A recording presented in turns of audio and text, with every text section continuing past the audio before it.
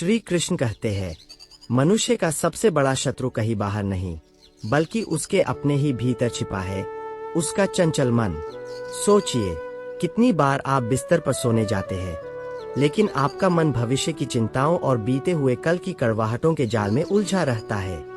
हम अक्सर उन युद्धों को लड़ रहे होते हैं, जो असल में कभी होने ही नहीं वाले। मन की इसी अशांति और भ्रम को मिटाने के लिए माधव ने कुरुक्षेत्र की रणभूमि में अर्जुन को सत्य का बोध कराया था। इस सत्य को गहराई से समझने के लिए एक छोटे से उदाहरण पर गौर कीजिए। एक बार एक गुरु ने अपने शिष्यों के सामने पानी से भरा हुआ एक गिलास पकड़ा। सबने सोचा गुरु वही पुराना सवाल पूछेंगे कि गिलास आधा खाली है या आधा भरा। पर गुरु ने मुस्कुराकर पूछा, इस गिलास का वजन कितना होगा? शिष्यों ने अलग अलग उत्तर दिए। गुरु बोले, इसका वास्तविक वजन मायने नहीं रखता, बल्कि यह मायने रखता है कि मैं इसे कितनी देर तक पकड़ कर रखता हूँ। अगर मैं इसे 1 मिनट पकड़ूं, तो यह बहुत हल्का है। अगर 1 घंटे पकड़ूं, तो मेरे हाथ में दर्द होने लगेगा। और अगर मैं इसे पूरे दिन पकड़ कर खड़ा रहूं, तो मेरा हाथ सुन्न हो जाएगा और मैं लकवाग्रस्त महसूस करूंगा। हमारे मन की चिंताएं और नकारात्मक विचार भी इसी गिलास की तरह है। उनके बारे में थोड़ी देर सोचना आपको सुधार सकता है, पर उन्हें हर वक्त अपने साथ ढोना आपकी मानसिक शक्ति को पूरी तरह सुन्न कर देता है। सोचिए, क्या आप भी बीते कल की किसी बात को आज तक पकड़ कर बैठे हैं? समाधान इस बात में नहीं है कि समस्या बड़ी है या छोटी, बल्कि इस बात में है कि आप उसे कब नीचे रखना सीखते हैं। जब आप कर्म करते हैं, तो पूरी चेतना वहां लगाइए, लेकिन जब परिणाम या भविष्य की चिंता आपको जकड़ने लगे, तो उसे ईश्वर पर छोड़कर वर्तमान के इस अनमोल क्षण में लौट आइए। स्वयं पर विजय पाने का पहला सूत्र यही है कि आप अपने विचारों के गुलाम नहीं, बल्कि उनके स्वामी बने। जो मन को वश में कर लेता है, वह इस अशांत संसार में भी हिमालय जैसी शांति का अनुभव करता है। श्री कृष्ण कहते हैं, क्या आपने कभी गौर किया है कि आपके जीवन की सबसे बड़ी पछतावे वाली बातें अक्सर उन चंद सेकंडों की उपज होती है जब आपने अपना आपा खो दिया था। क्रोध एक ऐसी अग्नि है जो दूसरे को जलाने से पहले उस पात्र को जलाती है जिसमें वह रखी होती है। विचार कीजिए, उस एक कड़वे शब्द का मूल्य क्या है जो बरसों के प्रेम और विश्वास को पल भर में राख कर देता है। अक्सर हम आवेश में आकर वह कह जाते हैं जिसे वापस लेना असंभव होता है। इसी विनाशकारी वेग और भ्रम के बारे में माधव ने अर्जुन को सचेत करते हुए कहा था। इस सत्य को गहराई से समझने के लिए एक छोटे से बालक की कहानी सुनिए, जिसे बहुत गुस्सा आता था। उसके पिता ने उसे कीलों से भरा एक थैला दिया और कहा कि जब भी तुम्हें गुस्सा आए, बाड़े की दीवार में एक कील ठोक देना। पहले दिन उस लड़के ने 30 कीलें ठोंकी। धीरे धीरे उसने अपने गुस्से पर काबू पाना सीखा और कीलें ठोकने की संख्या कम होने लगी। एक दिन ऐसा आया जब उसने एक बार भी गुस्सा नहीं किया। पिता ने अब उससे कहा कि जिस दिन तुम गुस्सा न करो, उस दिन दीवार से एक कील निकाल देना। अंत में वह दिन भी आया जब सारी कीलें निकल गईं। पिता उसे दीवार के पास ले गए और बोले, बेटा, तुमने बहुत अच्छा काम किया, लेकिन दीवार के इन छेदों को देखो। यह दीवार अब कभी वैसी नहीं होगी जैसी पहले थी। हमारे शब्द भी इन कीलों की तरह होते हैं। जब हम क्रोध में किसी को कुछ कड़वा कहते हैं, तो हम उनके मन पर एक गहरा घाव कर देते हैं। आप बाद में माफी मांगकर कील तो निकाल सकते हैं, पर वह छेद, वह टीस हमेशा के लिए रह जाती है। सोचिए, क्या क्षणिक आवेग में आकर अपनों के मन को छलनी करना बुद्धिमानी है? समाधान इस बात में नहीं है कि आप क्रोध को दबाएं, बल्कि इस बात में है कि आप उस ऊर्जा को सही दिशा दें। जब भी मन में क्रोध की लहर उठे, तो तुरंत प्रतिक्रिया देने के बजाय बस कुछ क्षणों का मौन धारण कर लीजिए। वह मौन ही आपका सबसे बड़ा अस्त्र है। याद रखिए, जो व्यक्ति अपनी इंद्रियों और अपने आवेगों पर विजय प्राप्त कर लेता है, उसे संसार की कोई भी परिस्थिति विचलित नहीं कर सकती। अपनी शक्ति को तोड़ने में नहीं, बल्कि रिश्तों को जोड़ने और संयम बनाए रखने में लगाइए। श्री कृष्ण कहते हैं, इस संसार में सबसे बड़ी खोज बाहर की नहीं, बल्कि स्वयं की खोज है। विचार कीजिए, क्या आप भी अक्सर खुद को दूसरों की नजरों से देखते हैं? जब कोई आपकी आलोचना करता है, तो आप खुद को अधूरा मानने लगते हैं, और जब कोई प्रशंसा करता है तो आपका आत्मविश्वास बढ़ जाता है। लेकिन क्या आपने कभी सोचा है कि आपकी अपनी पहचान क्या है? अक्सर हम दूसरों जैसा बनने की दौड़ में अपनी उस अनोखी शक्ति को खो देते हैं जो केवल हमारे भीतर है। स्वयं पर विश्वास की कमी ही वह अंधकार है जो मनुष्य को उसके असली सामर्थ्य से दूर रखता है। इसी आत्मबोध और स्वयं के प्रति कर्तव्य के विषय में माधव ने अर्जुन को समझाते हुए कहा था। इस सत्य को गहराई से समझने के लिए एक पानी ढोने वाले और उसके 2 घड़ों के दृष्टांत को याद कीजिए। उसके पास 2 बड़े घड़े थे जिन्हें वह एक डंडे के दोनों सिरों पर लटका कर लाता था। उनमें से एक घड़ा बिल्कुल सही था, लेकिन दूसरे घड़े में एक छोटा सा छेद था। जब तक वह व्यक्ति नदी से घर पहुंचता, सही घड़ा पूरा पानी लेकर आता, पर छेद वाला घड़ा आधा खाली हो जाता। यह सिलसिला बरसों तक चला। सही घड़े को अपनी पूर्णता पर गर्व था, जबकि छेद वाला घड़ा अपनी इस खामी से बहुत दुखी और शर्मिंदा रहता था। एक दिन उस छेद वाले घड़े ने पानी ढोने वाले से कहा, मैं खुद पर शर्मिंदा हूँ और आपसे क्षमा मांगना चाहता हूँ। जब कारण पूछा गया तो उसने कहा, मेरे छेद के कारण आपकी मेहनत बेकार जाती है और आप आधा पानी ही घर पहुँचा पाते हैं। पानी ढोने वाले ने मुस्कुराते हुए कहा, आज जब हम घर वापस जाए तो तुम रास्ते के किनारे खिले फूलों को देखना। रास्ते में उस घड़े ने देखा कि पगडंडी की एक तरफ बहुत सुंदर और रंग बिरंगे फूल खिले थे। मालिक ने कहा, क्या तुमने गौर किया कि ये फूल केवल तुम्हारी तरफ ही खिले हैं? मैं तुम्हारी कमी को जानता था, इसलिए मैंने रास्ते के उस तरफ फूलों के बीज बो दिए। हर रोज जब हम लौटते तो तुम्हारे छेद से गिरने वाले पानी से वे सींचे जाते रहे। आज उन फूलों की वजह से यह रास्ता इतना सुंदर है। सोचिए, क्या आप भी अपनी किसी कमी को अपनी कमजोरी मानकर बैठे हैं? जिसे दुनिया खामी कहती है, ईश्वर ने उसे आपकी विशेषता बनाया हो सकता है। श्री कृष्ण कहते हैं, जब मनुष्य सफलता के शिखर पर पहुंचने लगता है तो अक्सर एक परछाई उसका पीछा करने लगती है, जिसे हम अहंकार कहते हैं। विचार कीजिए, क्या आपको भी कभी ऐसा महसूस हुआ है कि आपकी उपलब्धियां केवल आपकी वजह से है? अहंकार वह पर्दा है जो हमें दूसरों के गुणों को देखने से रोकता है और हमें अपनों से दूर कर देता है। अक्सर हम के शोर में हम की आवाज सुनना बंद कर देते हैं। इसी दिखावे और झूठे अभिमान के बारे में जो मनुष्य को पतन की ओर ले जाता है, माधव ने अर्जुन से कहा था। इस सत्य को गहराई से समझने के लिए एक विशाल वृक्ष और एक छोटी सी घास के दृष्टांत पर गौर कीजिए। एक नदी के किनारे एक बहुत बड़ा और पुराना बरगद का पेड़ खड़ा था। उसे अपनी ऊंचाई और अपनी मजबूत शाखाओं पर बहुत घमंड था। वह अक्सर पास में उगी छोटी सी कोमल घास का मजाक उड़ाता था और कहता था, देखो तुम कितनी तुच्छ हो, हवा का एक छोटा सा झोंका भी तुम्हें झुका देता है, जबकि मैं बड़े से बड़े तूफान का डटकर सामना करता हूँ। घास चुपचाप मुस्कुराती और कुछ न कहती। एक दिन अचानक एक भयंकर तूफान आया। हवाएं इतनी तेज थीं कि जंगल के बड़े बड़े पेड़ उखड़ने लगे। बरगद का पेड़ अपनी ताकत के नशे में सीधा खड़ा रहा और तूफान से लड़ता रहा, लेकिन तूफान का वेग इतना अधिक था कि अंत में उस विशाल वृक्ष की जड़ें उखड़ गईं और वह जमीन पर गिर पड़ा। दूसरी ओर वह छोटी सी घास हवा के वेग के साथ पूरी तरह झुक गई। जैसे ही तूफान शांत हुआ, वह घास फिर से सीधी खड़ी हो गई, लेकिन वह विशाल अहंकारी पेड़ धराशायी हो चुका था। सोचिए, क्या आपकी मजबूती आपको विनम्र बना रही है या कठोर? जीवन के तूफान केवल उन्हें तोड़ते हैं जो झुकना नहीं जानते। विनम्रता कोई कमजोरी नहीं, बल्कि वह आंतरिक शक्ति है जो आपको विपरीत परिस्थितियों में भी सुरक्षित रखती है। समाधान इस बात में नहीं है कि आप कितने ऊंचे उठे हैं, बल्कि इस बात में है कि आप जड़ों से कितने जुड़े हुए हैं। इसी तरह जब आप अपने ज्ञान और सफलता का श्रेय स्वयं को देने के बजाय ईश्वर या अपनों के सहयोग को देते हैं, तो आपका व्यक्तित्व और भी निखर जाता है। अहंकार शून्य कर देता है, जबकि विनम्रता आपको पूर्णता की ओर ले जाती है। जिस दिन आप मैं के भाव को त्याग कर समर्पण को अपना लेंगे, उस दिन आप वास्तव में महान बन जाएंगे। श्री कृष्ण कहते हैं, इस संसार में सबसे कठिन युद्ध शस्त्रों से नहीं, बल्कि समय की प्रतीक्षा के साथ लड़ा जाता है। विचार कीजिए, क्या आप भी किसी लक्ष्य के पीछे भागते भागते इसलिए थक चुके हैं क्योंकि परिणाम आपकी मर्जी के समय पर नहीं मिल रहा?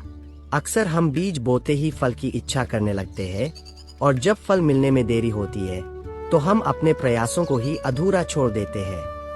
हम यह भूल जाते हैं कि हर फूल के खिलने का और हर फल के पकने का एक निश्चित समय होता है। समय की इसी शक्ति और चक्र के बारे में माधव ने अर्जुन को बोध कराते हुए कहा था कि वे स्वयं महाकाल है और सब कुछ समय के अधीन है। इस सत्य को गहराई से समझने के लिए एक प्राचीन राज्य के राजा की कहानी पर गौर कीजिए। वह राजा अपनी बहादुरी के लिए प्रसिद्ध था, लेकिन उसका मन बहुत अशांत रहता था। वह सुख में बहुत उत्साहित हो जाता और दुख में गहरे अवसाद में डूब जाता। उसने अपने राज्य के सबसे ज्ञानी संत से पूछा कि क्या कोई ऐसा मंत्र है जो हर परिस्थिति में काम आए। संत ने उसे एक छोटी सी कागज की पर्ची दी और कहा, इसे अपनी अंगूठी के नीचे दबाकर रखो और इसे केवल तब पढ़ना जब तुम्हें लगे कि अब सब कुछ खत्म हो गया है या तुम अपनी भावनाओं पर काबू न रख पाओ। कुछ समय बाद पड़ोसी राज्य ने हमला कर दिया। राजा युद्ध हार गया और अपनी जान बचाकर एक गुफा में छिप गया। उसे बाहर सैनिकों के घोड़ों की आवाजें सुनाई दे रही थीं। उसे लगा कि अब पकड़ा जाना तय है। तब उसे संत की वह पर्ची याद आई। उसने उसे खोलकर पढ़ा। उस पर लिखा था, यह समय भी बीत जाएगा। उस वाक्य को पढ़ते ही राजा का भय शांत हो गया। उसने धैर्य रखा। सैनिक वहां से चले गए। राजा ने फिर से अपनी सेना जुटाई और अपना राज्य वापस जीत लिया। जब वह जीत के बाद जश्न मना रहा था और गर्व से भरा हुआ था, उसे फिर वही पर्ची याद आई। उसने उसे फिर पढ़ा। यह समय भी बीत जाएगा। उसका अहंकार तुरंत शांत हो गया और वह फिर से सहज हो गया। सोचिए, क्या आप आज की मुश्किलों को स्थायी मानकर हार मान रहे हैं, या आज की सफलता को अपनी अंतिम मंजिल समझकर रुक गए हैं? इसी तरह जीवन में धैर्य का अर्थ हाथ पर हाथ रखकर बैठना नहीं है, बल्कि सही समय आने तक अपना कर्म पूरी निष्ठा के साथ करते रहना है।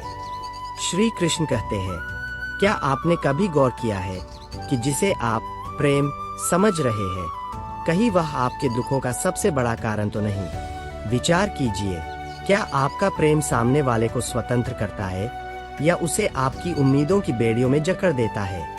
अक्सर हम जिसे प्रेम कहते हैं वह केवल हमारा मोह होता है, एक ऐसी पकड़ जो हमें इस डर में रखती है कि कहीं हम उसे खो न दें। यह डर ही ईर्ष्या, क्रोध और अंतः मानसिक पीड़ा को जन्म देता है। जब हम किसी वस्तु या व्यक्ति से इस कदर जुड़ जाते हैं कि उसके बिना अपना अस्तित्व ही भूल जाए, तो वह भक्ति नहीं, आसक्ति बन जाती है। इसी मोह के जाल और उससे उपजने वाले विनाश के बारे में माधव ने अर्जुन को सचेत करते हुए कहा था। इस सत्य को गहराई से समझने के लिए दो भिक्षुओं के एक छोटे से दृष्टांत पर ध्यान दीजिए। दो भिक्षु, एक वृद्ध और एक युवा, यात्रा कर रहे थे। रास्ते में एक नदी पड़ी जहाँ एक सुंदर युवती खड़ी थी जो नदी पार करने से डर रही थी। वृद्ध भिक्षु ने बिना कुछ कहे उस युवती को अपने कंधे पर उठाया, नदी पार कराई और दूसरी ओर उसे छोड़कर अपनी यात्रा पर आगे बढ़ गए। घंटों तक दोनों भिक्षु मौन चलते रहे, लेकिन युवा भिक्षु अंदर ही अंदर उबल रहा था। अंत में वह खुद को रोक नहीं पाया और बोला, गुरुवर, हमने ब्रह्मचर्य की शपथ ली है, फिर आपने उस स्त्री को छुआ कैसे? वृद्ध भिक्षु मुस्कुराए और बड़ी शांति से बोले, वत्स, मैंने तो उस स्त्री को घंटों पहले उसी नदी के किनारे छोड़ दिया था, लेकिन तुम उसे अभी तक अपने दिमाग में उठाए हुए हो। विचार कीजिए, क्या आप भी अपने जीवन में उन यादों, उन इंसानों या उन शिकायतों को धो रहे हैं जिन्हें समय की नदी के किनारे बहुत पहले छूट जाना चाहिए था? प्रेम का अर्थ है किसी के कल्याण की कामना करना, जबकि मोह का अर्थ है उसे अपनी मुट्ठी में कैद करना। इसी तरह जब आप किसी से प्रेम करते हैं तो आप उसे वह होने की आजादी देते हैं जो वह वास्तव में है, लेकिन जब आप मोह में होते हैं तो आप चाहते हैं कि वह वैसा बने जैसा आप चाहते हैं। समाधान इस बात में नहीं है कि आप संसार से मुंह मोड़ लें, बल्कि इस बात में है कि आप कर्म और रिश्तों को पूरी ईमानदारी से निभाएं, पर उनके परिणामों से खुद को बांधे नहीं। याद रखिए, खुला हाथ ही सब कुछ समेट सकता है, लेकिन बंद मुट्ठी में रेत भी नहीं टिकती। श्री कृष्ण कहते हैं, इस संसार में सबसे बड़ा अंधकार वह नहीं है जो सूरज ढलने के बाद आता है, बल्कि वह है जो हमारी अज्ञानता के कारण हमारे भीतर व्याप्त रहता है। विचार कीजिए, क्या आप भी अक्सर उन चीजों से डरते हैं जो वास्तव में अस्तित्व में ही नहीं है? क्या आपके निर्णय अक्सर अधूरी जानकारी या दूसरों की कही सुनी बातों पर आधारित होते हैं? हम जिसे अपनी समझ मानते हैं वह अक्सर केवल सूचनाओं का ढेर होती है, सच्चा ज्ञान नहीं। और यही कारण है कि हम छोटी छोटी समस्याओं को भी विशाल पर्वत की तरह देखने लगते हैं। ज्ञान की इसी पवित्रता और उसकी शक्ति के बारे में माधव ने अर्जुन को बोध कराते हुए कहा था कि इस संसार में ज्ञान के समान पवित्र करने वाला कुछ भी नहीं है। इस सत्य को गहराई से समझने के लिए एक साधारण से दृष्टांत पर गौर कीजिए। एक यात्री रात के घने अंधेरे में एक अनजान रास्ते से गुजर रहा था। अचानक उसे लगा कि रास्ते के बीचों बीच एक विशाल जहरीला सांप कुंडली मारकर बैठा है। वह बुरी तरह डर गया, पसीने से तरबतर हो गया और वहीं रुक गया। उसने दूसरों को भी चेतावनी दी कि आगे मत जाओ, वहां मौत खड़ी है। तभी वहां से एक वृद्ध व्यक्ति एक छोटी सी लालटेन लेकर गुजरा।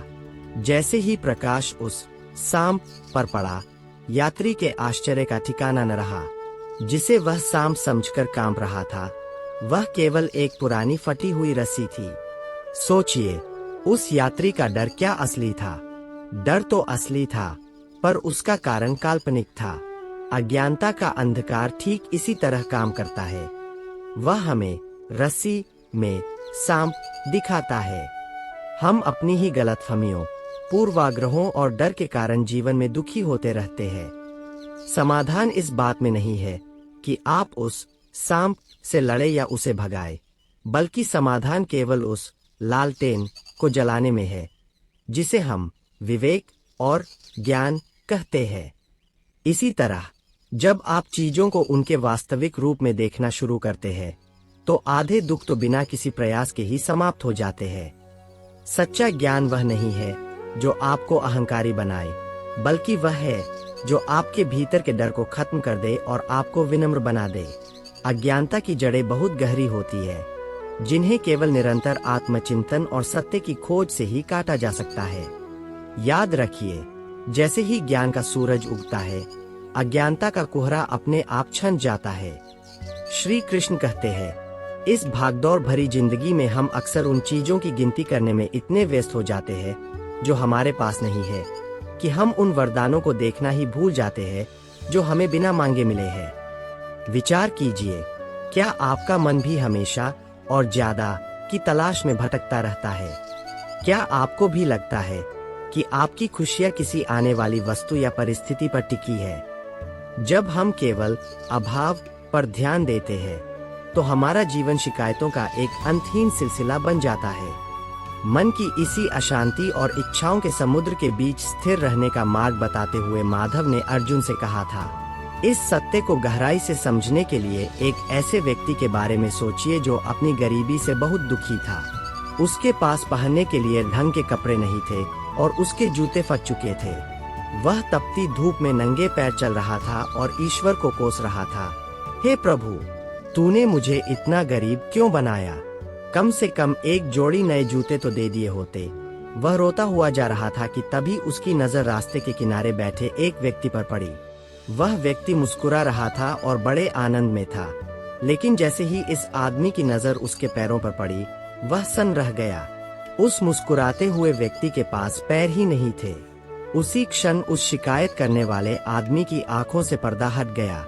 उसे समझ आया कि वह उन जूतों के लिए रो रहा था जो उसके पास नहीं थे, जबकि उसके पास वह अनमोल पैर थे जो उस दूसरे व्यक्ति के पास थे ही नहीं। फिर भी वह दिव्यांग व्यक्ति जीवन के प्रति कृतज्ञ था।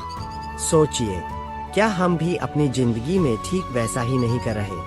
हम उस 10% के लिए रोते रहते हैं जो हमारे पास नहीं है, और उस 90% को पूरी तरह नजरअंदाज कर देते हैं जो ईश्वर ने हमें दिया है।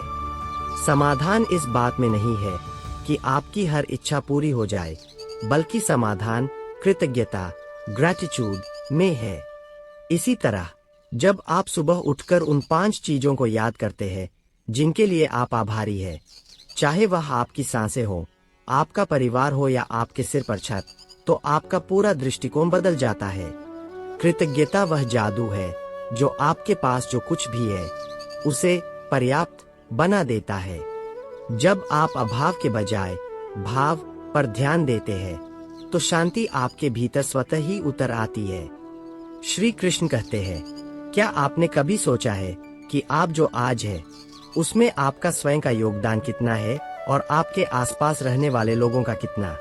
विचार कीजिए, क्या आप भी कभी कभी खुद को उन आदतों में लिप पाते हैं जो आपकी अपनी नहीं है, बल्कि उन लोगों की है जिनके साथ आप अपना समय बिताते हैं। मनुष्य का मन एक कोरे कागज की तरह है जिस पर संगति की स्याही अपनी छाप छोड़े बिना नहीं रहती। हम अक्सर यह मान लेते हैं कि हम इतने मजबूत हैं कि दूसरों का प्रभाव हम पर नहीं पड़ेगा, लेकिन जैसे चंदन के पेड़ पर लिपटे सांप उसकी सुगंध नहीं छीन सकते, वैसे ही हर इंसान इतना अडिग नहीं होता। संगति के इसी सूक्ष्म लेकिन गहरे प्रभाव के बारे में माधव ने अर्जुन को समझाते हुए कहा था कि श्रेष्ठ पुरुष जैसा आचरण करते हैं, सामान्य मनुष्य भी वैसा ही करने लगते हैं। इस सत्य को गहराई से समझने के लिए एक छोटे से दृष्टांत पर गौर कीजिए। एक बार एक राजा जंगल में शिकार खेलने गया। रास्ता भटकने पर वह एक गुफा के पास पहुंचा जहां एक नीम के पेड़ पर एक तोता बैठा था। जैसे ही तोते ने राजा को देखा, वह चिल्लाने लगा, पकड़ो पकड़ो, यह राजा है, इसके गहने छीन लो, इसके पास बहुत धन है, इसे छोड़ना मत। राजा डर गया और वहां से भाग निकला। कुछ दूर जाने पर उसे एक सुंदर आश्रम दिखाई दिया। वहां भी एक नीम का पेड़ था और उस पर भी वैसा ही एक तोता बैठा था। लेकिन जैसे ही उस तोते ने राजा को देखा, उसने बड़े प्रेम से कहा, पधारिए राजन, इस शांत आश्रम में आपका स्वागत है। अंदर आइए, शीतल जल पीजिए और विश्राम कीजिए। राजा दंग रह गया। दोनों तोते दिखने में एक जैसे थे, पर उनकी वाणी में जमीन आसमान का अंतर था। बाद में एक ऋषि ने राजा को समझाया कि ये दोनों भाई हैं। लेकिन जन्म के बाद एक डाकुओं के हाथ लग गया और दूसरा इस आश्रम में आ गया। वे वही भाषा बोल रहे हैं जो उन्होंने अपने आसपास सुनी। सोचिए, क्या हम भी उन तोतों की तरह नहीं है? हमारी सोच, हमारी भाषा और हमारे सपने अक्सर हमारी संगति का प्रतिबिंब होते हैं। समाधान इस बात में नहीं है कि आप दुनिया से अलग थलग हो जाए, बल्कि इस बात में है कि आप अपनी संगति का चुनाव सचेत होकर करें। इसी तरह यदि आप उन लोगों के साथ रहते हैं जो हमेशा शिकायत करते हैं, तो धीरे धीरे आप भी जीवन में कमियां ढूंढने लगेंगे। श्री कृष्ण कहते हैं, क्या आपने कभी विचार किया है कि आपकी ऊर्जा बिखरी हुई क्यों महसूस होती है? आप एक काम शुरू करते हैं, लेकिन कुछ ही पलों में आपका मन किसी पुरानी याद, किसी आने वाले संदेश या किसी बाहरी शोर की ओर खींचा चला जाता है। हमारी ये 5 इंद्रियां, आँख, कान, नाक, जीभ और त्वचा, उन खिड़कियों की तरह है जिनसे बाहरी दुनिया का शोर हमारे भीतर प्रवेश करता है। यदि इन खिड़कियों पर आपका नियंत्रण नहीं है, तो आपका मन उस नाव की तरह हो जाएगा जो समुद्र की लहरों के थपेड़ों से अपनी दिशा खो देती है।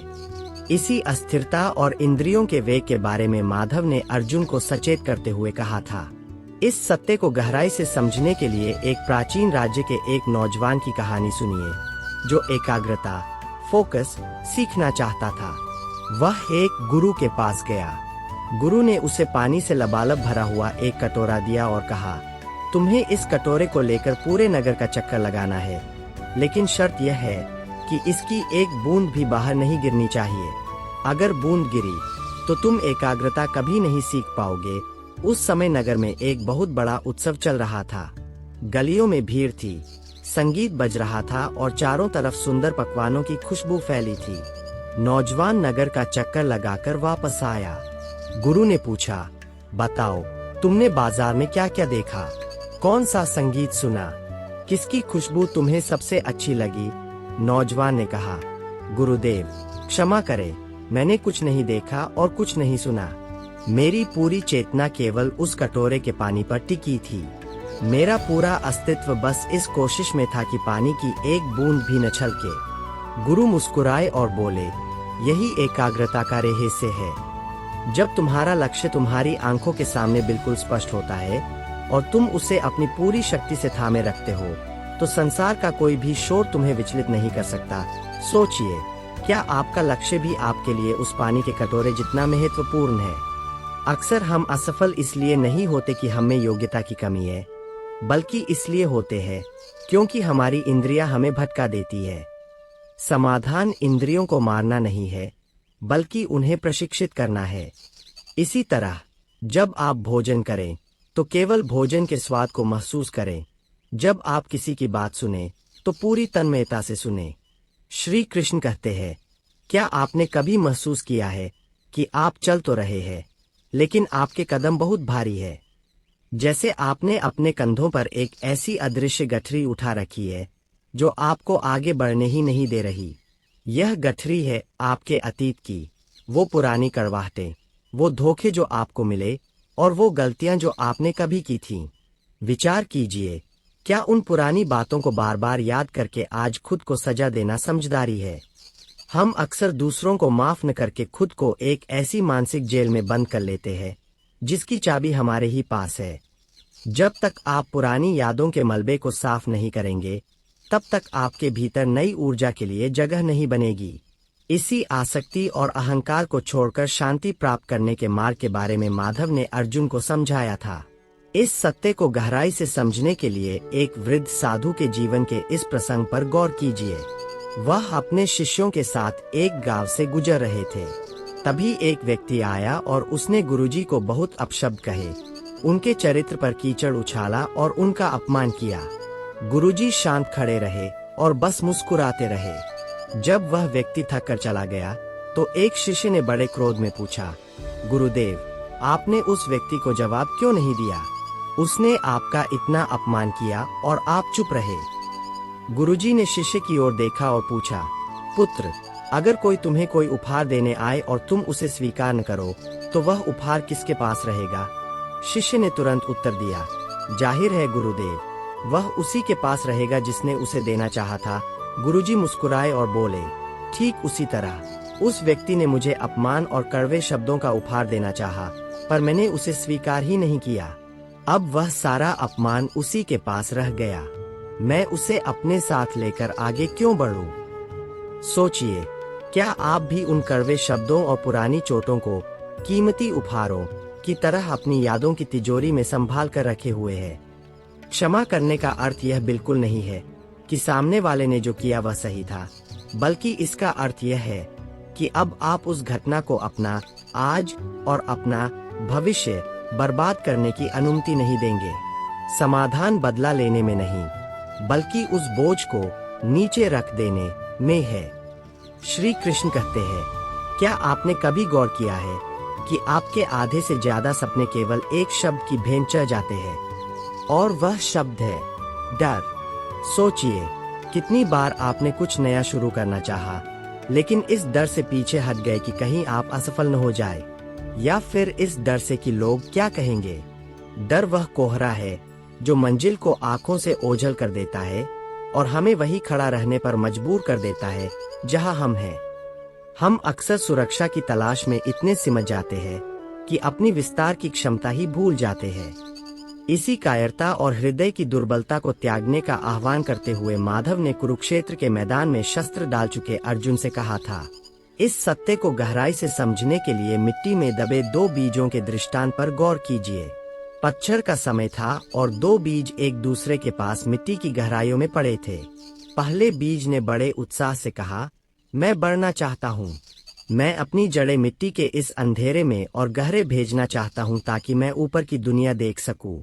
मैं अपनी कोमल पंखुड़ियों को सूरज की रोशनी में फैलते हुए देखना चाहता हूँ और ओस की बूंदों को महसूस करना चाहता हूँ।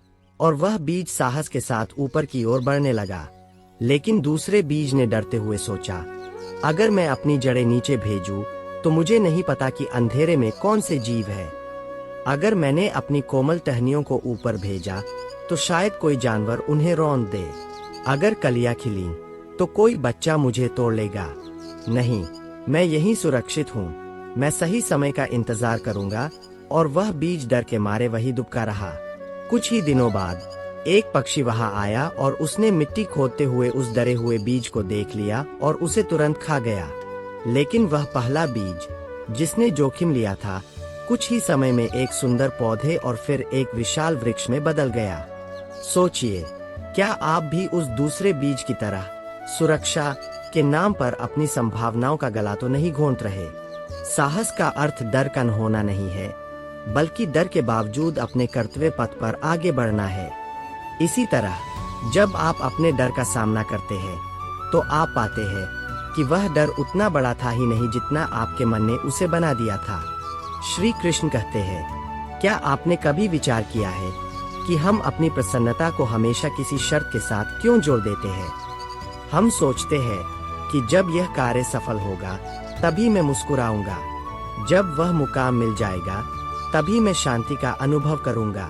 पर गौर कीजिए, इस जब और तब के बीच में हम अपना आज खो देते हैं। हम भविष्य की चिंता में इतने डूबे रहते हैं कि हमारे हाथ में जो वर्तमान है उसकी मिठास का अनुभव ही नहीं कर पाते। मन की इसी व्याकुलता और फल की आसक्ति के विषय में माधव ने अर्जुन को निष्काम कर्म का मर्म समझाते हुए कहा था। इस सत्य को गहराई से समझने के लिए एक चित्रकार के जीवन के इस प्रसंग पर विचार कीजिए। एक बार एक प्रख्यात चित्रकार अपनी सबसे बेहतरीन कृति बनाने में जुटा था। उसने सोचा कि यह पेंटिंग जब पूरी होगी तो उसे सम्राट से बहुत सम्मान मिलेगा और उसका नाम इतिहास में अमर हो जाएगा। वह सम्मान और प्रशंसा के सपनों में इतना खो गया कि उसके हाथ कांपने लगे। वह एक रंग भरता और फिर डर जाता कि कहीं यह खराब न हो जाए। फल की उस अति चिंता ने उसकी कला की सहजता छीन ली। पेंटिंग अधूरी रही और वह चित्रकार मानसिक पीड़ा में डूब गया। दूसरी ओर उसका एक शिष्य था जो बस चित्र बनाने के आनंद में डूबा रहता था। उसे इस बात की परवाह नहीं थी कि सम्राट उसे देखेंगे या नहीं, या उसे इनाम मिलेगा या नहीं। उसके लिए ब्रश का हर स्ट्रोक और रंगों का मेल ही उसका सबसे बड़ा पुरस्कार था। परिणाम क्या हुआ? उसकी पेंटिंग में वह जान आ गई जो उसके गुरु की पेंटिंग में नहीं थी, क्योंकि वह फल के बोझ से मुक्त था। सोचिए, क्या आप भी उस चित्रकार की तरह केवल पुरस्कार के लिए काम कर रहे हैं? इसी तरह जब हम अपनी पूरी ऊर्जा केवल फल पर लगा देते हैं, तो हमारे कर्म की गुणवत्ता गिर जाती है और तनाव बढ़ जाता है। समाधान इस बात में नहीं है कि आप लक्ष्य न रखें, बल्कि इस बात में है कि आप उस लक्ष्य तक पहुंचने की यात्रा का आनंद लेना सीखें। जब आप अपने कर्म को ही अपनी पूजा बना लेते हैं, तो थकान और असफलता का डर आपको छू भी नहीं पाता। जीवन कोई ऐसी मंजिल नहीं है जहां पहुंचकर आपको रुक जाना है, बल्कि यह एक निरंतर प्रवाह है। फल की चिंता आपको संकुचित कर देती है, जबकि कर्तव्य का भाव आपको विस्तार देता है। श्री कृष्ण कहते हैं, क्या आपको भी कभी ऐसा लगता है कि जीवन आपके साथ बहुत क्रूर हो रहा है? एक के बाद एक आने वाली चुनौतियां और संघर्ष क्या आपको यह सोचने पर मजबूर कर देते हैं कि आखिर मेरे साथ ही ऐसा क्यों? विचार कीजिए, जब परिस्थितियां विपरीत होती है, तो हमारा पहला भाव हार मान लेना या उन दुखों से भागना होता है। हम सुख को तो गले लगाते हैं, पर दुख की धूप में झुलसते ही ईश्वर को कोसने लगते हैं। लेकिन याद रखिए, जैसे सोने को कुंदन बनने के लिए अग्नि में तपना पड़ता है, वैसे ही आत्मा की शुद्धि और विकास के लिए द्वंद्व और संघर्ष अनिवार्य है। इसी उतार चढ़ाव और सहन शक्ति के बारे में माधव ने अर्जुन को स्थिर रहने का मंत्र देते हुए कहा था। इस सत्य को गहराई से समझने के लिए एक नन्ही तितली के संघर्ष के इस दृष्टांत पर गौर कीजिए। एक बार एक व्यक्ति को अपने बगीचे में एक रेशम का कोया यानी कोकून दिखाई दिया। उसने देखा कि उसमें एक छोटा सा छेद हो गया है और भीतर से एक तितली बाहर निकलने की जद्दोजहद कर रही है। वह व्यक्ति घंटों उसे देखता रहा। तितली बहुत कोशिश कर रही थी, लेकिन वह उस छोटे से छेद से बाहर नहीं आ पा रही थी। उस व्यक्ति को दया आ गई। उसने सोचा कि वह तितली की मदद करेगा। उसने एक छोटी कैंची ली और उस कोकून के छेद को थोड़ा बड़ा कर दिया। तितली बड़ी आसानी से बाहर आ गई। लेकिन उस व्यक्ति ने जो देखा वह हैरान करने वाला था। तितली का शरीर सूजा हुआ था और उसके पंख बहुत छोटे और मुड़े हुए थे। वह व्यक्ति इंतजार करता रहा कि अभी तितली के पंख फैलेंगे और वह उड़ने लगेगी, पर ऐसा कभी नहीं हुआ। वह तितली अपनी पूरी जिंदगी बस रेंगती रही। वह कभी उड़ नहीं पाई। असल में उस कोकून के तंग रास्ते से निकलने का जो संघर्ष था, वह तितली के शरीर से तरल पदार्थ को उसके पंखों तक पहुंचाने का एक प्राकृतिक तरीका था। बिना उस संघर्ष के उसके पंख कभी इतने मजबूत नहीं हो पाए कि वह उड़ सके। सोचिए, क्या आप भी अपने जीवन के संघर्षों को केवल एक मुसीबत मान रहे हैं? इसी तरह ईश्वर जब हमें संघर्षों के बीच से गुजारते हैं, तो वह हमें अपाहिज नहीं बल्कि अजेय बनाना चाहते हैं। आज आपके जीवन में जो मुश्किलें हैं, वे असल में आपके पंखों में जान भरने के लिए है। समाधान उन चुनौतियों से बचने में नहीं, बल्कि तितली की तरह अपनी पूरी शक्ति लगाकर उनसे लड़ने में है। श्री कृष्ण कहते हैं, क्या आपने कभी महसूस किया है कि जीवन को सुधारने की होड़ में आप अक्सर एक किनारे से दूसरे किनारे पर गिर जाते हैं? विचार कीजिए, क्या आप भी या तो काम में इतने डूब जाते हैं कि अपनों को भूल जाते हैं, या फिर आलस्य में इतने घिर जाते हैं कि अपना लक्ष्य ही ओझल हो जाता है। हम अक्सर अति एक्सट्रीम्स के शिकार हो जाते हैं, या तो बहुत ज्यादा भोग या फिर बहुत ज्यादा त्याग। लेकिन याद रखिए, जिस वीणा के तार बहुत ज्यादा कसे हुए हो वे टूट जाते हैं, और जो बहुत ढीले हो उनसे संगीत नहीं निकलता। जीवन का असली संगीत संतुलन में छिपा है। इसी मध्य मार्ग और संयमित जीवन के बारे में माधव ने योग की परिभाषा देते हुए कहा था। इस सत्य को गहराई से समझने के लिए एक प्रसिद्ध संगीतकार की कहानी सुनिए जो बाद में सन्यासी बन गया था। वह मोक्ष पाने के लिए कठोर तपस्या करने लगा। उसने खाना पीना छोड़ दिया और खुद को इतनी पीड़ा दी कि उसका शरीर कंकाल बन गया। लेकिन इतनी पीड़ा के बाद भी उसे शांति नहीं मिली। एक दिन वह एक नदी के किनारे बैठा था। तभी वहां से एक नाव गुजरी जिसमें एक गुरु अपने शिष्य को संगीत सिखा रहे थे। गुरु ने शिष्य से कहा, वत्स, वीणा के तार को इतना मत कसो कि वह टूट जाए, और उसे इतना ढीला भी मत छोड़ो कि उससे सुरहीन निकले। यह सुनते ही उस सन्यासी की आंखें खुल गईं। उसे समझ आया कि वह अपने शरीर के साथ जो अति कर रहा था, वह उसे ईश्वर के पास नहीं बल्कि विनाश की ओर ले जा रही थी। सोचिए, क्या हमारे जीवन की स्थिति भी उस वीणा के तार जैसी नहीं है? इसी तरह जब हम बहुत अधिक खाते हैं या बहुत अधिक उपवास करते हैं, बहुत अधिक काम करते हैं या बहुत अधिक सोते हैं, तो हमारे जीवन का संतुलन बिगड़ जाता है।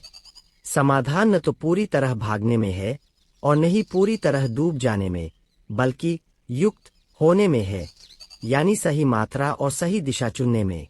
सफलता और शांति का मार्ग वही है जहां आप अपने आहार, अपने व्यवहार, अपनी नींद और अपने कर्मों के बीच एक सुंदर सामंजस्य बिठाते हैं। संतुलन ही वह धुरी है जिस पर सुख का पहिया टिका होता है। जब आप अपनी ऊर्जा को बिखरने से रोककर उसे संतुलित कर लेते हैं, तो दुख स्वयं ही विदा होने लगते हैं। आज से ही प्रयास कीजिए कि आप अपनी प्राथमिकताओं को संतुलित करें। श्री कृष्ण कहते हैं, क्या आपने कभी विचार किया है कि हम अक्सर सब कुछ पाकर भी भीतर से खाली क्यों महसूस करते हैं? विचार कीजिए, क्या आप भी केवल अपनी जरूरतों, अपनी सफलताओं और अपनी खुशियों की दीवारों के पीछे सिमट कर रह गए हैं? हम एक ऐसी दुनिया में जी रहे हैं जहां हर कोई पूछता है, इसमें मेरा क्या फायदा है? लेकिन याद रखिए, एक बंद कमरा चाहे कितना भी आलीशान क्यों न हो, उसमें ताजी हवा तभी आती है जब खिड़कियां दूसरों के लिए खुलती है। स्वार्थ मनुष्य को छोटा कर देता है, जबकि परोपकार उसे अनंत बना देता है। इसी यज्ञ यानी स्वार्थ सेवा के भाव के बारे में माधव ने सृष्टि के आरंभ का रहस्य समझाते हुए अर्जुन से कहा था।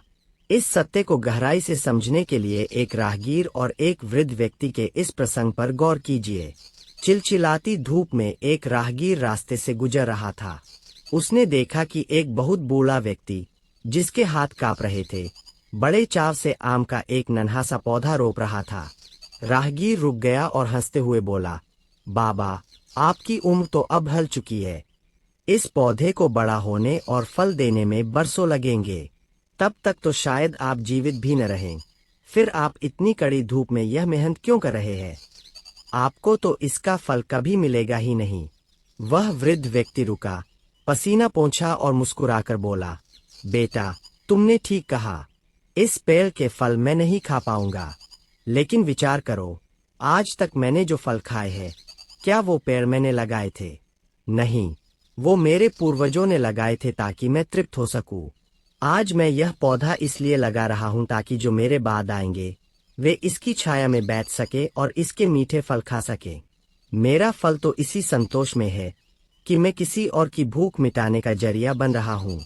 सोचिए, क्या हमारा जीवन भी उस वृद्ध व्यक्ति की तरह दूसरों के लिए छाया बनने का सामर्थ्य रखता है? इसी तरह जब हम अपनी ऊर्जा को केवल लेने के बजाय देने में लगाते हैं तो ब्रह्मांड की सारी खुशियां हमारी ओर खींची चली आती है। परोपकार का अर्थ केवल धन दान करना नहीं है। किसी दुखी व्यक्ति को ध्यान से सुन लेना, किसी भटकते हुए को सही राह दिखा देना या बस किसी को देखकर मुस्कुरा देना भी एक बड़ी सेवा है। समाधान अपनी जरूरतों को कम करने में नहीं, बल्कि अपने प्रभाव के दायरे को बढ़ाने में है। श्री कृष्ण कहते हैं, इस संसार में शस्त्रों से अधिक प्रहार करने की शक्ति मनुष्य की वाणी में होती है। विचार कीजिए, क्या आपको भी कभी किसी की एक बात इतनी चुभी है कि उसका घाव बरसों बाद भी ताजा महसूस होता है? या फिर क्या किसी के कहे कुछ मीठे शब्दों ने आपके डूबते हुए हौसले को नई जिंदगी दी है? हमारी जीभ पर कोई हड्डी नहीं होती, लेकिन यह किसी की हड्डियां तोड़ने और किसी के टूटे हुए मन को जोड़ने का सामर्थ्य रखती है।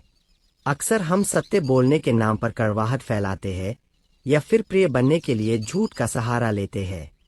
वाणी की इसी पवित्रता और तपस्या के बारे में माधव ने अर्जुन को समझाते हुए कहा था कि वही वाणी तप है जो दूसरों को उद्वेग न दे और सत्य हो।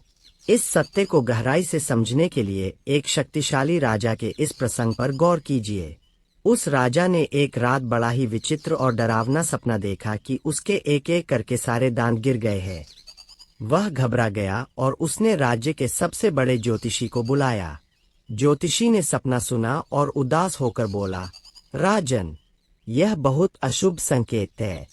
इसका अर्थ है कि आपके देखते देखते आपके परिवार के सभी सदस्य मृत्यु को प्राप्त हो जाएंगे और आप अकेले रह जाएंगे। राजा को इतना क्रोध आया कि उसने ज्योतिषी को कारागार में डाल दिया। अगले दिन उसने एक दूसरे विद्वान को बुलाया और वही सपना सुनाया। उस विद्वान ने मुस्कुराकर राजा को बधाई दी और कहा, महाराज, यह तो अत्यंत सौभाग्य की बात है। इस सपने का अर्थ है कि आप अपने कुल में सबसे दीर्घायु होंगे और अपने सभी सगे संबंधियों से अधिक समय तक इस पृथ्वी का सुख भोगेंगे। राजा बहुत प्रसन्न हुआ और उसने उस विद्वान को स्वर्ण मुद्राओं से पुरस्कृत किया। अब विचार कीजिए, दोनों ने बात एक ही कही थी, सत्य वही था, लेकिन कहने के ढंग ने एक को जेल पहुंचा दिया और दूसरे को महल। सोचिए, क्या आप भी सत्य को पत्थर की तरह दूसरों पर फेंकते हैं या उसे फूल बनाकर पेश करते हैं? वाणी की शक्ति केवल शब्दों में नहीं, बल्कि उनके पीछे छिपे भाव और बोलने के समय में होती है। इसी तरह जब आप किसी को उसकी गलती बताना चाहते हैं तो उसे नीचा दिखाने के लिए नहीं, बल्कि उसे सुधारने के प्रेम के साथ कहें। समाधान चुप रहने में नहीं है, बल्कि हितकारी बोलने में है। श्री कृष्ण कहते हैं, क्या आपने कभी भीड़ में खड़े होकर भी खुद को बिल्कुल अकेला महसूस किया है? विचार कीजिए, आप हजारों लोगों के बीच होते हैं, सोशल मीडिया पर सैकड़ों मित्रों से जुड़े होते हैं, फिर भी मन के किसी कोने में एक खालीपन सा क्यों बना रहता है? हम अक्सर अकेलेपन, लोनलीनेस से डरते हैं और उसे भरने के लिए शोर, मनोरंजन या दूसरों के साथ की तलाश में भागते हैं। लेकिन क्या आपने कभी सोचा है कि आप अकेले होने से क्यों डरते हैं? शायद इसलिए क्योंकि जब आप अकेले होते हैं तो आपका सामना उस इंसान से होता है जिसे आप सबसे कम जानते हैं, और वो इंसान है आप स्वयं। इसी आत्मतुष्टि और स्वयं में स्थित होने के गहरे बोध के बारे में माधव ने अर्जुन को स्थिर प्रज्ञ होने का मार्ग बताते हुए कहा था। इस सत्य को गहराई से समझने के लिए एक जिज्ञासु यात्री की कहानी सुनिए जो शांति की तलाश में एक पहाड़ की चोटी पर रहने वाले संत के पास पहुंचा। यात्री ने शिकायत की, महाराज, मैं जहां भी जाता हूं मुझे अकेलापन काटता है। मुझे लगता है जैसे मेरा कोई नहीं है। मैं इस खालीपन को कैसे भरूं? संत ने कुछ नहीं कहा, बस उसे एक झील के किनारे ले गए। उस दिन तेज हवा चल रही थी और झील के पानी में लहरें उथल पुथल मचा रही थी। संत ने यात्री से कहा, जरा पानी में देखो, क्या तुम्हें अपना चेहरा दिखाई दे रहा है? यात्री ने कहा, नहीं महाराज, पानी बहुत अशांत है, कुछ भी साफ नहीं दिख रहा। संत मुस्कुराए और बोले, यही बैठो और प्रतीक्षा करो। कुछ घंटों बाद जब हवा शांत हुई और झील का पानी स्थिर हो गया, तो संत ने फिर वही सवाल पूछा। इस बार यात्री को अपना चेहरा आईने की तरह साफ दिखाई दिया। संत ने समझाया, बेटा, जब तक तुम दूसरों के शोर और अपनी इच्छाओं की लहरों में उलझे रहोगे, तुम खुद को कभी नहीं देख पाओगे। जिसे तुम अकेलापन कहकर डर रहे हो, वह वास्तव में एकांत, सॉलिट्यूड का एक अवसर है। अकेलापन एक बीमारी है जहां आप दूसरों की कमी महसूस करते हैं, लेकिन एकांत एक साधना है जहां आप स्वयं की उपस्थिति का आनंद लेते हैं। सोचिए, क्या आप भी अपने खालीपन को दूसरों की बातों से भरने की कोशिश कर रहे हैं? इसी तरह जीवन में एकांत का अर्थ संसार को छोड़ना नहीं है, बल्कि दिन के कुछ पल स्वयं के साथ बिताने का साहस करना है। श्री कृष्ण कहते हैं, क्या आपने कभी महसूस किया है कि जब आप अपनी पूरी शक्ति लगा देते हैं, फिर भी सब कुछ बिखरने लगता है?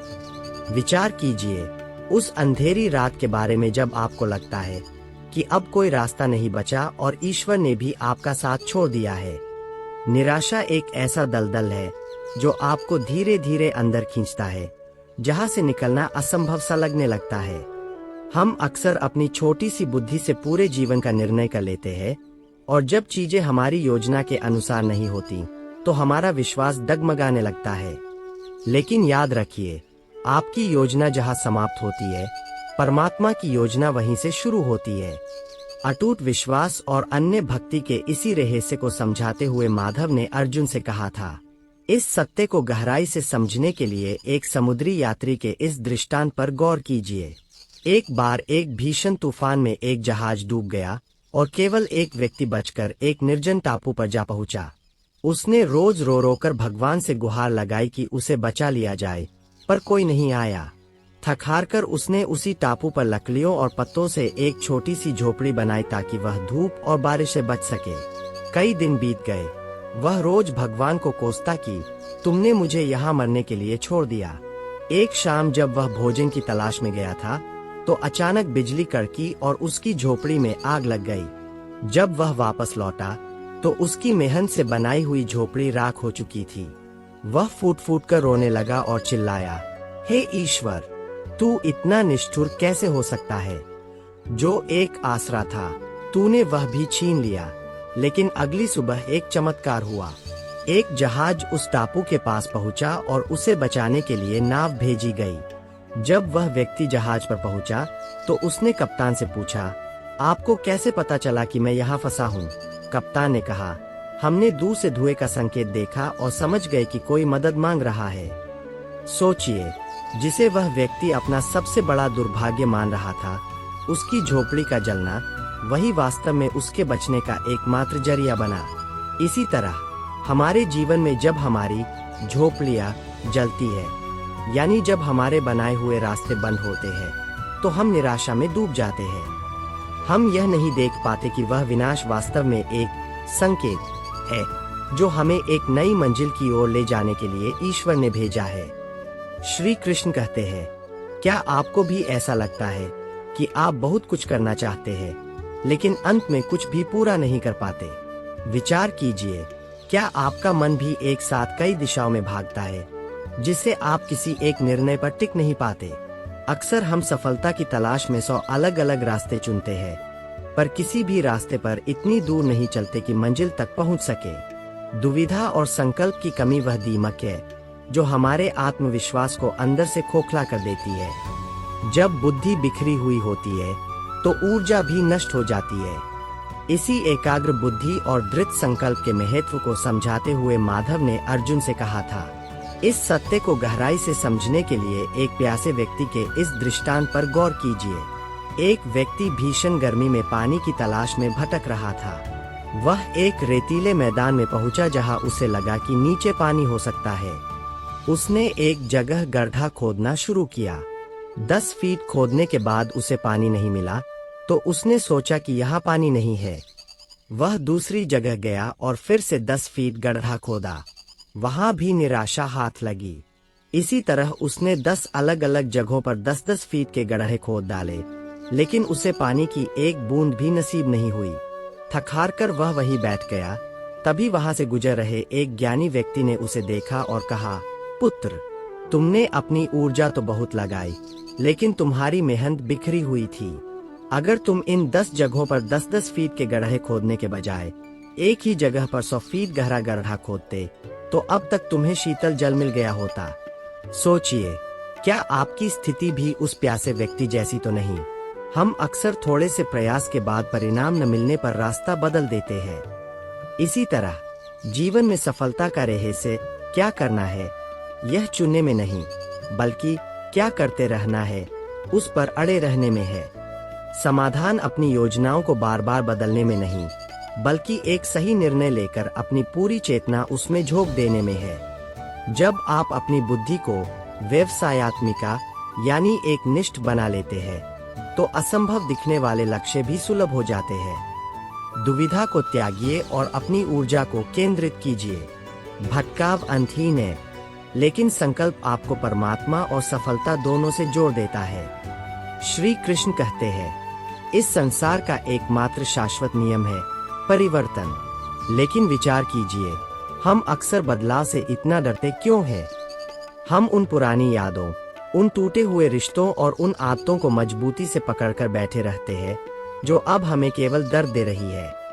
हमें लगता है कि अगर हमने पुराने को छोड़ दिया, तो हमारा अस्तित्व ही खत्म हो जाएगा। लेकिन याद रखिए, जब तक आप अपने हाथ में पकड़ी हुई पुरानी और बेकार चीज को नीचे नहीं रखेंगे, तब तक ईश्वर आपके हाथों में कुछ नया और बेहतर नहीं दे पाएंगे। इसी परिवर्तन की अनिवार्यता और आत्मा की निरंतरता के बारे में माधव ने अर्जुन को कालजयी ज्ञान देते हुए कहा था। इस सत्य को गहराई से समझने के लिए प्रकृति के एक अद्भुत जीव, सर्प यानी सांप के उदाहरण पर गौर कीजिए। सांप जैसे जैसे बड़ा होता है, उसकी पुरानी त्वचा यानी केंचुल उसके बढ़ते हुए शरीर के लिए छोटी और सख्त होने लगती है। वह पुरानी त्वचा उसे सुरक्षा देने के बजाय उसके विकास में बाधा बनने लगती है। अगर सांप उस पुरानी खाल को न छोड़े, तो वह न तो ठीक से चल पाएगा और न ही जीवित रह पाएगा। इसलिए वह बड़े साहस के साथ एक पत्थर या कंटीली झाड़ी से खुद को रगड़ता है। यह प्रक्रिया उसके लिए पीड़ादायक होती है, लेकिन वह तब तक नहीं रुकता जब तक वह उस पुरानी खाल को पूरी तरह उतार नहीं देता। जैसे ही वह पुरानी त्वचा छूटती है, उसके भीतर से एक नई, चमकीली और ऊर्जावान त्वचा बाहर आती है, जो उसे नई गति देती है। सोचिए, क्या आप भी अपनी उन पुरानी केंचुली को धो रहे हैं, जो अब आपके विकास को रोक रही है? वह केंचुली आपकी पुरानी असफलताएं हो सकती है, किसी के प्रति मन में भरी कड़वाहट हो सकती है, यह वह डर हो सकता है जो आपको कुछ नया करने से रोकता है। इसी तरह जीवन में आगे बढ़ने का अर्थ यह नहीं है कि आप कुछ खो रहे हैं, बल्कि इसका अर्थ यह है कि आप खुद को एक बेहतर स्वरूप में ढालने के लिए पुराने का त्याग कर रहे हैं। समाधान पकड़े रहने में नहीं, बल्कि जाने देने, लेटिंग गो के साहस में है। सोचिए, अगर पतझड़ के मौसम में सूखे पत्ते न गिरे, तो क्या बसंत की कोमल पत्तियां कभी आ पाएंगी? परिवर्तन ही वह द्वार है जिससे होकर विकास हमारे जीवन में प्रवेश करता है। श्री कृष्ण कहते हैं, क्या आपने कभी उस शोर को महसूस किया है जो आपके बाहर नहीं, बल्कि आपके भीतर 24 घंटे गूंजता रहता है? विचार कीजिए, हम कितनी ऊर्जा केवल उन शब्दों को बोलने में व्यर्थ कर देते हैं जिनकी कोई आवश्यकता ही नहीं थी। हम अक्सर सुनने से ज्यादा बोलने के लिए आतुर रहते हैं, और प्रतिक्रिया देने की इसी जल्दबाजी में हम उस सत्य को खो देते हैं जो केवल शांति में ही सुनाई देता है। जब तक बाहर का कोलाहल शांत नहीं होता, तब तक भीतर की आवाज मुखर नहीं हो पाती। मौन केवल चुप रहना नहीं है, बल्कि यह वह गहराई है जहां आत्मा का परमात्मा से मिलन होता है। इसी मौन की महिमा और रहस्यों के बारे में माधव ने विभूति योग में अर्जुन को अपनी विशिष्टता बताते हुए कहा था। इस सत्य को गहराई से समझने के लिए एक किसान के जीवन के इस छोटे से प्रसंग पर गौर कीजिए। एक बार एक किसान की कीमती घड़ी उसके अनाज के गोदाम में कहीं खो गई। वह घड़ी उसके पूर्वजों की निशानी थी और उसे बहुत प्रिय थी। उसने गोदाम का कोना कोना छान मारा, लेकिन वह घड़ी नहीं मिली। उसने बाहर खेल रहे कुछ बच्चों को बुलाया और कहा कि जो भी घड़ी ढूंढ कर लाएगा उसे इनाम दिया जाएगा। बच्चे अंदर गए, खूब शोर मचाया, अनाज के बोरों को यहाँ वहाँ किया, लेकिन कोई भी घड़ी नहीं ढूंढ पाया। जब सब हार मानकर चले गए, तब एक छोटा सा बालक चुपचाप उस किसान के पास आया और बोला, क्या मैं एक बार फिर कोशिश कर सकता हूँ? किसान ने अनुमति दे दी। वह बालक अंदर गया और बिल्कुल शांत होकर बैठ गया। कुछ ही देर में वह मुस्कुराते हुए बाहर आया और उसके हाथ में वह घड़ी थी। किसान दंग रह गया। उसने पूछा, बेटा, जहाँ सब असफल रहे वहाँ तुमने यह कैसे किया?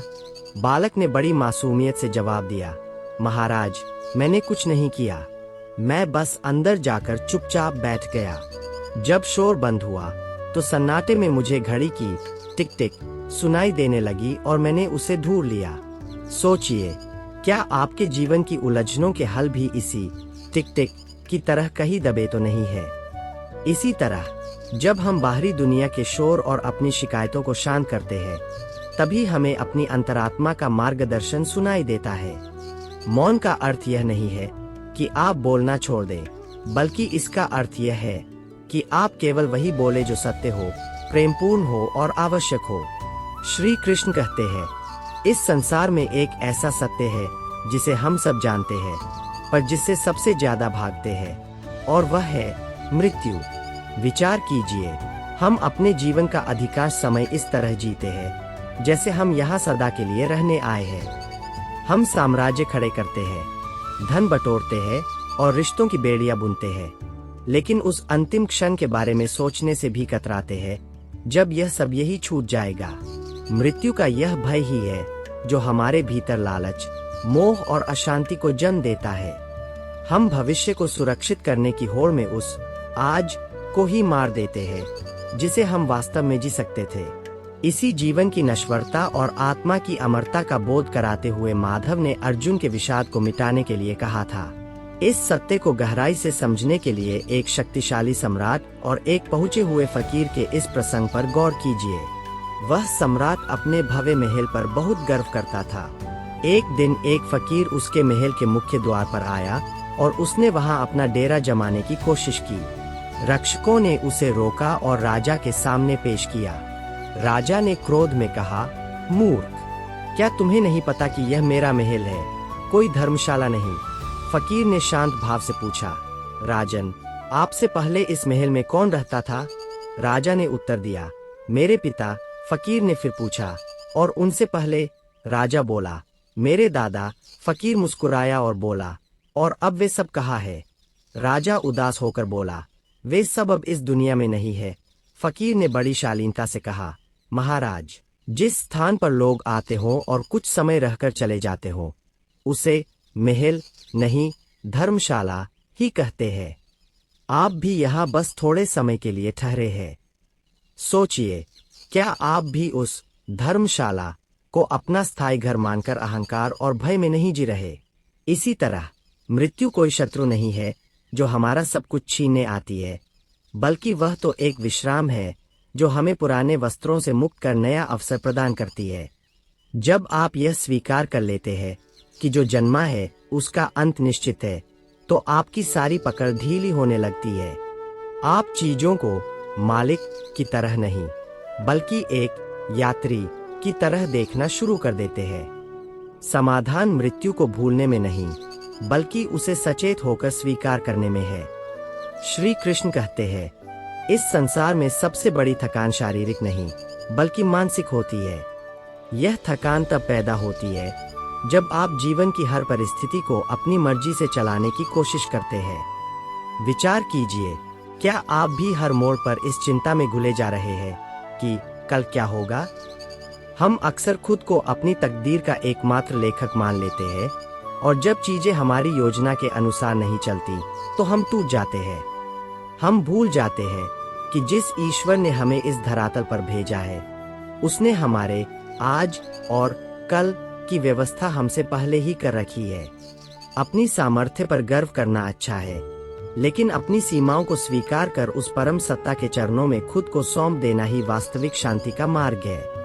इसी पूर्ण समर्पण और शरणागति के परम रहस्य को समझाते हुए माधव ने गीता के अंत में अर्जुन से कहा था, इस सत्य को गहराई से समझने के लिए कुरुक्षेत्र की उस सभा के एक मार्मिक प्रसंग पर गौर कीजिए। जब द्रौपदी का अपमान हो रहा था और उसका चीरहरण किया जा रहा था, तब उसने सबसे पहले अपनी रक्षा के लिए अपनों की ओर देखा। उसने भीष्म पितामह, द्रोणाचार्य और अपने बलवान पतियों से गुहार लगाई, लेकिन सबने अपनी आंखें झुका ली। जब उसे लगा कि कोई उसकी मदद नहीं करेगा, तो उसने अपने दांतों से अपनी साड़ी के पल्लू को मजबूती से पकड़ लिया और अपनी पूरी शक्ति से उसे बचाने की कोशिश करने लगी। वह अपनी रक्षा के लिए अपने अहंकार और अपनी शक्ति पर निर्भर थी, लेकिन दुशासन का बल अधिक था। जैसे ही द्रौपदी ने महसूस किया कि उसका व्यक्तिगत संघर्ष विफल हो रहा है, उसने उस आखिरी पकड़ को भी छोड़ दिया। उसने अपने दोनों हाथ हवा में उठा दिए, अपनी आंखें बंद कर ली और अपना अस्तित्व पूरी तरह कृष्ण को सौंप दिया। उस क्षण उसने पुकारा नहीं, बल्कि समर्पण किया। और परिणाम क्या हुआ? वह साड़ी अनंत हो गई। दुशासन थक कर गिर गया, पर वह चीर कभी समाप्त नहीं हुआ। सोचिए, क्या आप भी अभी तक अपनी साड़ी का पल्लू अपने दांतों से दबाए हुए हैं? क्या आप अभी भी यह सोच रहे हैं कि मैं ही सब कुछ संभाल लूंगा? इसी तरह जब तक आप अपनी समस्याओं को अपनी मुट्ठी में बंद रखेंगे, तब तक वे आपको भारी लगेंगी। समाधान अपनी जिम्मेदारी छोड़ने में नहीं है, बल्कि उस जिम्मेदारी का बोझ ईश्वर के कंधों पर रख देने में है। श्री कृष्ण कहते हैं, इस 28 भागों की लंबी यात्रा के अंत में क्या आपने कभी स्वयं से यह प्रश्न किया है कि आप वास्तव में खोज क्या रहे हैं? विचार कीजिए, हम एक इच्छा पूरी करते हैं तो दूसरी जन्म ले लेती है, एक लक्ष्य पाते हैं तो अगला पहाड़ सामने खड़ा हो जाता है। हम उम्र भर उस एक कमी को भरने की कोशिश करते हैं जिसे हम खुद भी ठीक से नहीं जानते।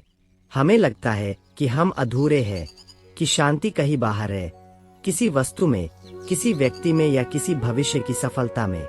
लेकिन सत्य यह है कि यह पूरा ब्रह्मांड एक पूर्णता है और आप उस पूर्णता से अलग कोई हिस्सा नहीं है। आप उस सागर की एक लहर है जो खुद को सागर से अलग समझकर प्यासी है। इसी परम सत्य और पूर्णता के बोध के बारे में उपनिषदों का वह महान मंत्र हमें मार्ग दिखाता है। इस सत्य को गहराई से समझने के लिए एक दरिद्र भिखारी के इस अंतिम दृष्टांत पर गौर कीजिए।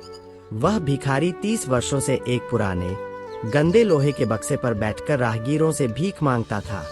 वह रोज रोता कि उसके पास कुछ नहीं है, उसकी जिंदगी अभावों में बीती है। एक दिन वहां से एक ज्ञानी पुरुष गुजरे। भिखारी ने उनसे भी हाथ फैलाकर कुछ मांगा। उस पुरुष ने कुछ देने के बजाय उससे पूछा, तुम जिस बक्से पर बैठे हो, क्या कभी तुमने उसे खोलकर देखा है कि इसके भीतर क्या है? भिखारी हंसा और बोला, महाराज, यह तो बस एक पुराना कबाड़ है जिस पर मैं बरसों से बैठ रहा हूँ, इसमें भला क्या होगा? ज्ञानी पुरुष के आग्रह पर भिखारी ने बड़ी मुश्किल से उस जंग लगे बक्से का ताला तोड़ा। जैसे ही ढक्कन खुला, उसकी आंखें फटी की फटी रह गईं। वह बक्सा सोने की मोहरों और बहुमूल्य रत्नों से लबालब भरा था। वह भिखारी 30 साल तक जिस खजाने के ऊपर बैठा था, उसी के लिए दूसरों के आगे हाथ फैलाता रहा। सोचिए, क्या आपकी स्थिति भी उस भिखारी जैसी तो नहीं? आप जिस शांति, जिस प्रेम और जिस पूर्णता की भीख संसार से मांग रहे हैं, वह खजाना आपके भीतर ही दबा हुआ है। इसी तरह जीवन की सार्थकता कुछ नया पाने में नहीं, बल्कि उस पूर्णता को पहचानने में है जो आपके भीतर हमेशा से मौजूद थी। समाधान कहीं पहुंचने में नहीं, बल्कि स्वयं में ठहर जाने में है।